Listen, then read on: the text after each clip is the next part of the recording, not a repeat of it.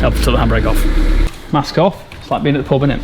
And you know what the fun is? More cows, more cows. I'm building our shed from start to finish. Boots off. Posh boots on. Look smart, don't I?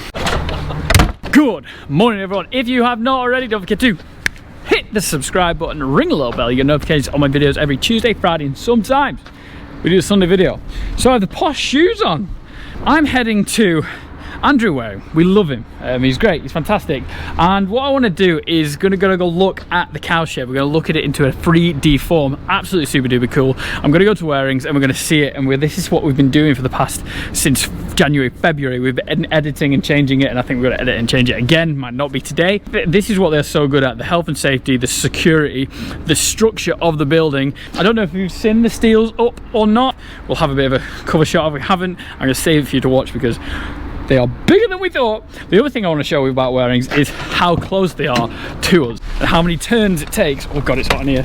It takes to get to Wareings and see Matthew, who I've been speaking to. The super cool thing is this 3D thing. I know Wareings are top class. When I spoke to Pete and we were looking at who were going to put the shed up, Pete Marcus, who knocked it down, he said Wareings, there's something about the buildings. They're just finished perfectly, they're finished correctly, they are finished right way, everything's done properly, and it is made to last. You can see Andrew knows what he's talking about, but there's a massive company. They employ everyone local. Absolutely awesome. You saw Russell and Dilly the other day, and we're gonna have a look at our steel being made as well. I think they said it was on the cutter on Friday, so fingers crossed it's still getting cut today. It is Monday as we speak, 11 o'clock, and absolutely roasting.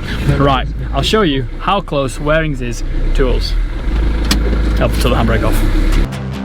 From the birches to the blacktop, we want it all, we want it all.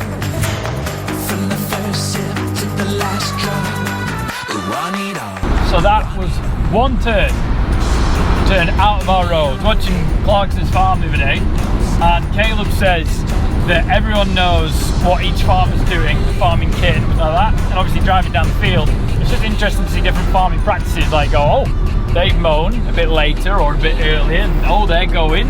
It's interesting, isn't it? We all do it, we all look over the fence when you're in a bigger van. The bigger van's better because you can see it more. It's great, that's why I want a pickup truck. But yeah, I just thought that was quite interesting, because obviously you don't drive off the farm that often. Look at the maze, it's amazing, it's unbelievable. Unbelievable! So this is turn number 2 outside Pemberton's yard. Look at that maze! That is chest high. Mental. Walton's near us, absolutely smashing it with the maze growing. Go, first would help. Turn number 3. Turn number 4. Wareings of Ray Green, and we are here. I'll go. Not the biggest parking space in the world, Wareings. Let's go see Matthew. So what we've got is the Heritage Centre that me and Andrew are going to do a video with whilst I'm away. I hope it's really cool with you guys whilst I am away. I'm filming it so I can do it whilst I'm in wedding, honeymoon, island. And then we've got the stores and shop sales, so you can get anything you want, so someone like me can walk in. And then you've got where it all gets made here, where I meet Matthew. Hello. All right. Not too bad. So we have Chris Wareing, who is Andrew's son, the main man. Andrew seems like he's the main man, but Chris tells him what to do. And then I have Matthew here, who I've been doing everything with, wearing merch. Yeah. Sat down, mask off. It's like being at the pub, innit? Great. Who decides to build a shed in a pandemic? This guy. Well, yeah, that's what I've been hearing, that the problems of getting the stuff. Very, very sort of lucky, especially like with your shed, with your roof sheets, everything else, that we pretty much have everything in stock here. That makes me feel good, because cows are going to get angry in October. And that's what the team here has been very nervous about, and that's what they've been really good about, is that they know our project has to be done in October, because if it's not done in October, the cows are going to be out and the cows are going to be bawling. We do have the back shed with 48, but the other 76 or whatever of them, and they've been in a puddly mess. Because you know what it's like here at winter. Matthew has drawn this all himself. What is the overview of, from start to finish, how did you start it to finish it in short? Pretty much we ended up with absolutely nothing. Greg, our surveyor, went to site, didn't he? He pretty much gave me very sort of rough for what we've got with your farm. So found a few discrepancies and bits Found and an pieces. issue. So we found an issue in the corner there, that where I thought it was X amount long, it was actually X minus 2 feet or 3 feet. Yeah. So Wareing's got a guy called Greg, site surveyor, so he'll measure it all out to a millimetre. So when we're with a tape measure, which Dad's, and it doesn't have the right measurements on it, Greg comes and he puts like a blueprint down, 2D you said? We end up basically getting his on-site dimensions so we can see everything that's there, and then again obviously after we set the bolts, so we've got all the exact positions so that we can see where we're at and where everything's going. It basically went all the way along because we discovered that we were going to be into your sort Storage store. Yeah. Gotta love it. We found quite a few issues going forward, and then Andrew found other ones. We started digging. We've had a few goes at changing it, haven't we? But with this, obviously, is changing stuff here before it's made. It saves a lot of time. It saves a lot of money. It's also, I'd like to think, giving you a fair insight of what 100%. what you're getting rather than just being on site. And So I had a 2D plan of the cubicles, where the feed is going to run, where the cows are going to get fed. And then Matthew made it into a 3D job like this. This is what's cool. we gave you this very, very basic one that pretty much anyone can access via a link or a QR code, literally anyone, anywhere in the world. I took it from that, and then, of course, we did you some sort of renderings and videos and bits and bats so you can see how it would actually work. We'll look with the cows going forward and we can kind of see exactly how they would graze, how they would lie. You've got the roof sheets in there as well. You've got everything. So Everything. you've got your actual ridge, which was designed by Stuart. So You see that ridge there? You'll be able to. I'll put an overlay onto it. You see the ridge, the peak of the building, of how airflow is going to be organised, and we did the smoke tests, and this is what we came up with. You'll see on top as well. You've got the skylights as well. You've got double the amount of skylights on one side near the tower compared to the other side, not near the tower where the light's going to be mainly. The north side. The north side. It's more technical than me just saying it. You can also see the existing buildings that are in. Yeah. That's been put around it, and the tower, so we've known exactly where everything's going to be. You can do it really, really accurate with something called HoloLens. So from that, move it about a bit and it'll pick up any surface. And of course that's your building sort of in very small. So that would be the building, which of course then if we go to site and stick that QR code on your existing brick building, watch. So that then's at 1-to-1 on site where everything will actually be. So you can see we're walking through the shed, we're walking through the cow shed, and you can see the cubicles. So I'm going to turn right, and then you guys can see the shed. So you can see the silo clamp there through the gap that we've got. Can you see that gap there? That's the gap that the tractor and feeder are going to go through. There's where our cubicles are going to go to. So our cubicles are going to go back to each other. We're going to go across. This is going to be our feeding area. We turn right. Whoa, this is so cool. So I can look down, and that's where the cows are going to feed. So this exactly here is going to be the middle of our shed. Well, no, actually that's a lie. It's not the middle of our shed. It's the end where the cows come out. So if we go forward a little bit here, sorry for the shakiness of the camera. So what we're doing now, we are in the middle of the shed. I just looked. Sure enough, we are. We can see the rafters, but I want to leave that as a surprise. You'll see that in a week or two. We've been filming loads lately. We can go through here. So we've got a partition. I'm walking through metal. We've got a partition where the cows are going to drink. We've got water troughs there, and then what is really, really interesting is beds, and then go through, and then this is where the feeder tractor is going to go through, and that's where the clamp's going to be, and that's where the gaps are going to be. So I'm going to face towards my shed, and that is what my shed will look like, but in a 3D design. So if we want to move anything or change anything, we can do whilst the going's good. But how amazing is that? That is just incredible. I'm gonna see what happens if I do this. Oh yes, that is, I'm going to have a play of this off camera. So me and Matt are back. We're going to go back into the office in a minute. I'm going to have a look around the Wareing shed, look around the steel, look around our steel getting made. But that is the difference. That is what Wareings can do. So when I built my shed, if I want to make some changes, which we've made a few changes going forward, we can do this. I can walk through my shed. I'm going to do a bit off camera because I want to know where I'm up to. But absolutely amazing. So yeah, that was the extra thing that Wareings can do, and I thought it was really cool, especially for what we're trying to do with this design. Everything is to do with cow flow, cow comfort, and to make sure the cow's life is going to be the best it can be being inside. We do like the cows to graze, but obviously 6 months of the year it gets very wet. It's not normally this sunny here outside. But yeah, that's the fantastic bit.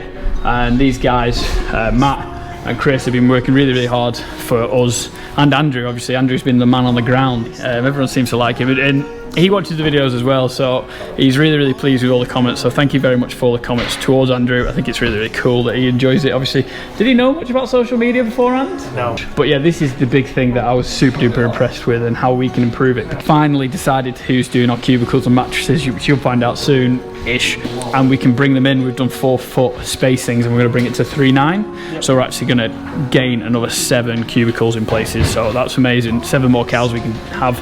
You know what the fun is? More cows, more cows. Just going to show us the steel's actually getting cut for our building, which is cool. And this is Wareings. It's pretty massive. So they used to have a place in Ray Green, in the little town that is just, like, say, half a mile that way. But it just outgrew the place and got bigger and bigger with all the big kit.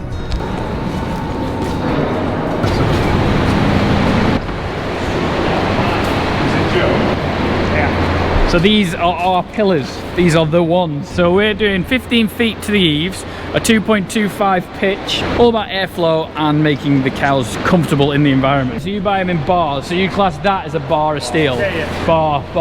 I have no idea, I'm so green to this. And then everything's done with machine and laser? Yeah. Pretty much, so it's like perfectly bang on when it comes up. The new silo clamp up, everything worked perfectly, nothing had to be moved, and it was all right because it's all done by lasers and not done how your dad would have done it years ago. Expertly drawn from Matt. There's more pressure on the office staff than there is on the fabrication side. And again, that was a big thing about Wareings, the quality. Like I said before, Pete Marcus said a nice thing to say about you. He said there is just something different about Wareings buildings. You look at it, everything's just finished right. From 1936, me and you are 4th generation. Yeah. So 1936, Thomas Pemberton bought off which Wareing, do you know? I think it would be George Wareing, and he bought a chicken, was it a chicken coop? Chicken cabin, yeah. Yeah. Amazing that, like, just before, or the middle of the First and Second World War, that's when our relationship, mine and Chris's, started. Just unbelievable. Before we were even born. We said we were going to go with Wareings. He came out with a book and he said, look at this, look how cool it is. And I thought that was amazing. It just shows the connection between the two businesses. And like Andrew says, I'm going to get him to say it because obviously he says it terrifically. It's just that, like, the connection, and not a lot of businesses, a lot of families could say that the family businesses are like that.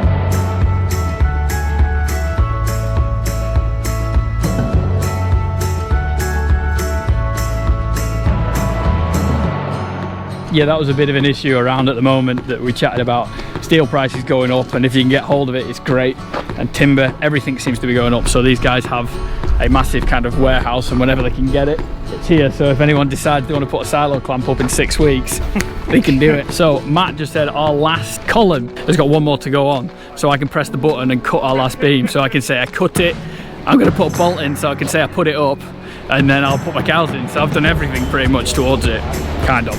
So what we've got is a drawing of our shed here. So we've got our drawings here, and Derek is just going to finish tidying up. He's got all the gear on.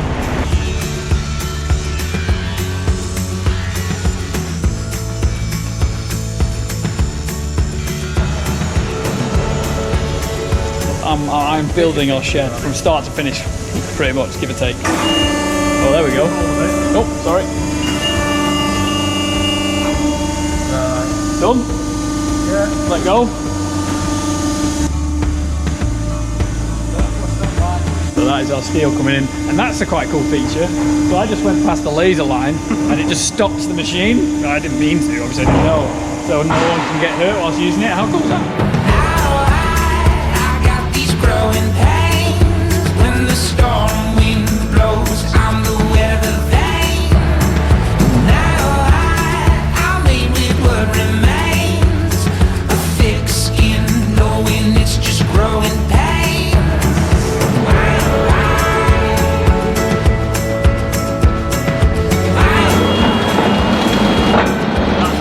halfway through, then the hole's been made.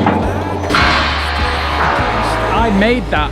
I asked Matt, I was like, oh, is that for another job? And he said, yeah, that's for your crossover beams. That's 45 foot, isn't it? Yeah. 45 foot, because obviously it goes all the way across. Look at the size of that thing.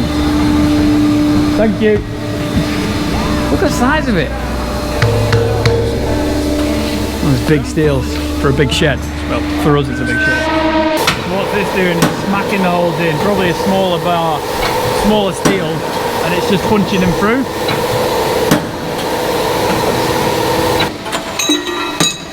The power that that has got, it's just snapping it. There are base plates from the waste of another product. Yeah, yeah. Gotta love Andrew is a farmer at heart, and he waste not, want not. That is our shed that we're going to build. Hopefully you got to see a bit of that. It was quite hard to record, but Matt's done a bit of a screen grab so I can chuck it into the video. That is the steel getting made from columns to panels on top. I was quite fortunate to see that. I thought they were just a massive job they had on, but I'm guessing that's not even the biggest job you'll have, will it? No. 45 feet isn't really too big, because you guys do industrial as well, don't you? Yeah, anything from sort of offices to sort of large industrial units. So that is it. Big thanks to Matt and Chris for showing me around. I wanted to have a look at it before it went live. You guys will see this maybe when I've just been married, or in between marriage and honeymoon, or all that kind of jazz. It could be an island, I don't know, but I just wanted to get this filmed before we started to build it up, and I think we're going to be doing it at the end of this week, next week, End of next week, yeah. End of next week. Yeah. I'll be stood there getting married. And then you've got a workshop here. Yeah. Wow. That's I think that could be another video, because this could be long enough. Well, ironically, that's Andrew's bus that's in the workshop that he's been playing with. There we go. We want to do a video on that if I can find him. Guys, I hope you enjoyed the video. I hope you found this interesting. If you do have any questions, put it in the comment section below, and what we'll do whilst Andrew's putting the sheds up, and Chris and Matt and everyone, please give the video a thumbs up, subscribe to the YouTube channel. Guys, hope you enjoyed it. See ya. Bye. They're yours. You just got more steel just lying around. Is this mine? Yeah, they're your rafters. Not all that, really. Still. And just to finish the video, I had no idea, but we just walked into the shed that we didn't know was here, and these are ours. Don't tell me the price. Let's not talk about that.